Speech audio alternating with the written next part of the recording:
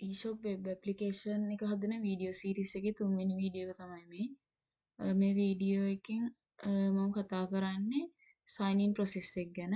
අපි කලින් වීඩියෝ එකේදී sign up process එක ගැන කතා කරා. මෙතන sign up page එකේ තියෙන already have an account sign in කියන බටන් එක ක්ලික් කරාම අපිට sign in page එකට යන්න පුළුවන්.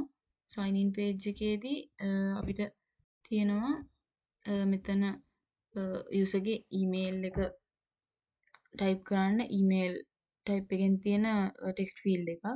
ඊට පස්සේ password එක type කරන්න තියෙන text field එකක්. අපි ඒක password type එකෙන් දීලා තියෙනවා. ඊට පස්සේ මෙතන remember me කියලා check box එකක් තියෙනවා. ඊට පස්සේ forgot password කියන ඊට පස්සේ forgot password කියලා option එකක් දීලා තියෙනවා. මෙතන new to eShop join now කියන බටන් එකෙන් අපිට ආපහු sign up page එකට යන්න පුළුවන්. එතකොට අපි ඉස්සරවම මෙතන මොකක් හරි email එකක් දීලා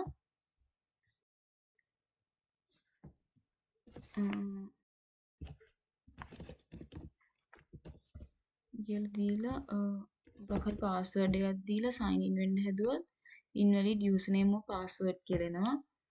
ඊට පස්සේ අපි අපේ database එකේ තියෙන මොකක් හරි email password අරන් බැලුවොත්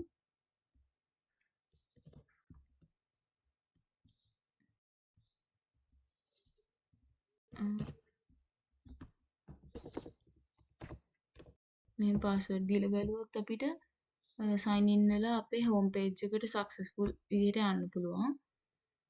ඊට පස්සේ අපි බලමු මේ sign in page එක හදපු back end code එක ගැන.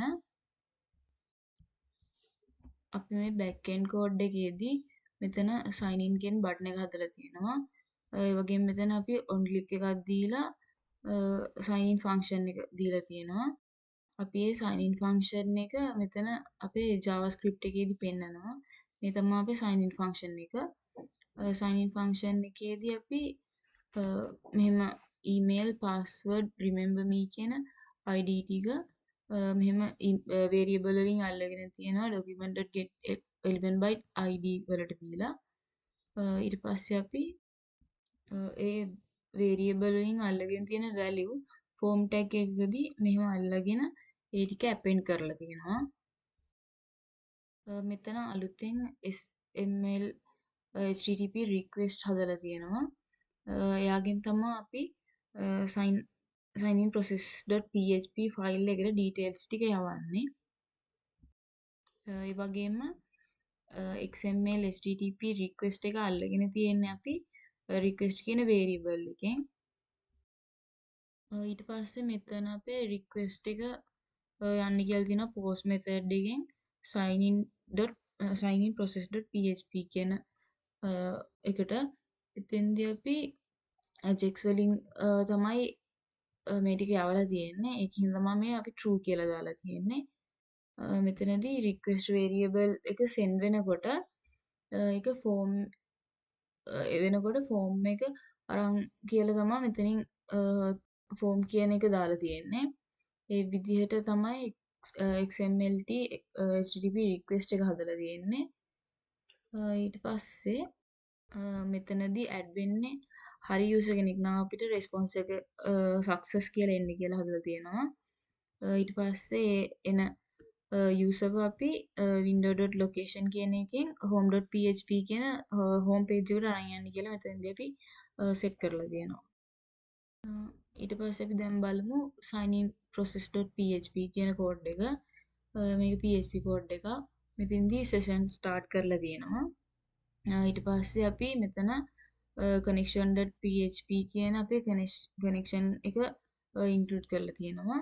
ඒ වගේම අපි මෙතන ඊට පස්සේ XML HTTP request එකෙන් අපි අරගෙන ආපු details ටික මේ විදිහට variable වලින් අරගෙන තියෙනවා. මෙතන email එක අපි හරියට දුන්නේ නැත්නම් අපි නිකම්ම sign in කියන බටන් එක ක්ලික් කරලා මොකුත් details දෙන්නේ නැතුව අපිට මෙතන please enter your email address කියලා එක එකක් එනවා. ඊට පස්සේ අපි හරියට ඊමේල් එක දීලා පාස්වර්ඩ් එකක් දෙන්නේ නැතුව sign in බටන් එක ක්ලික් කරොත් please enter your password කියන error එක එන්න අපි හදලා තියෙනවා. ඒ දෙකම ක්ලික් කරොත් ඒ දෙකම හරියට දුන්නොත් තමයි අපිට ඇතුළට එන්න පුළුවන් වෙන්නේ. ඊට පස්සේ අපි මෙතන database එකට අපි මෙතන query එකක් දීලා තියෙනවා. ඒ කියන්නේ අපි ඒ කියන්නේ userව database එකෙන් ගන්න විදිහ ගැන මෙතන user කියන table එකෙන් select කරගන්න කියලා තියෙනවා. email එක සහ password එක. ඒකල්ලා ඒක නම් row එක තියෙන්න ඕනි කියලා තියෙනවා. ඊට පස්සේ එහෙම නැති users ලව අපි sign in වලින් home page එකට ගන්නෙ නෑ. ඒ වගේම අපි මෙතනින් තමයි අපි දාලා තියෙන්නේ invalid username or password කියන error එක වැටෙන්න. ඒ කියන්නේ මේ තියෙන එකක්වත් හරි ගියේ නැත්නම් තමයි අපිට ඒ invalid username or password කියන echo එක එන්නේ. මෙහෙම තමයි අපේ database එකේ data තියෙන්නේ. මේ data වලට සමාන usersලා join වුණොත් විතරයි අපිට යාළුව ඇතුළට ගන්න පුළුවන් වෙන්නේ. ඒ වගේම මෙතන අපි connection.php කියලා එකක් හදාගෙන තියෙනවා connection class එකක්. හැම තැනටම අපි connection එකක් හදාන්න බැරි හින්දා වෙන වෙනම අපි වෙනම connection class එකක් හදලා ඒක තමයි add කරලා තියෙන්නේ. මෙතන අපේ root එක username එක තියෙනවා root කියලා. ඊට පස්සේ අපි password එක තියෙනවා. මෙතන database එකේ නම තියෙනවා eShop කියන. මෙතන අපේ 33.6 කියන port එක තියෙනවා.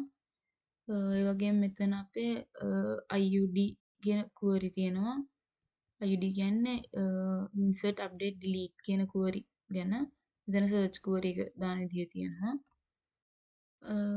මෙතනින් අපේ sign in process එක ගැන තියෙන back end part එක සහ design එක ගැන තියෙන විස්තරය ඉවර වෙනවා.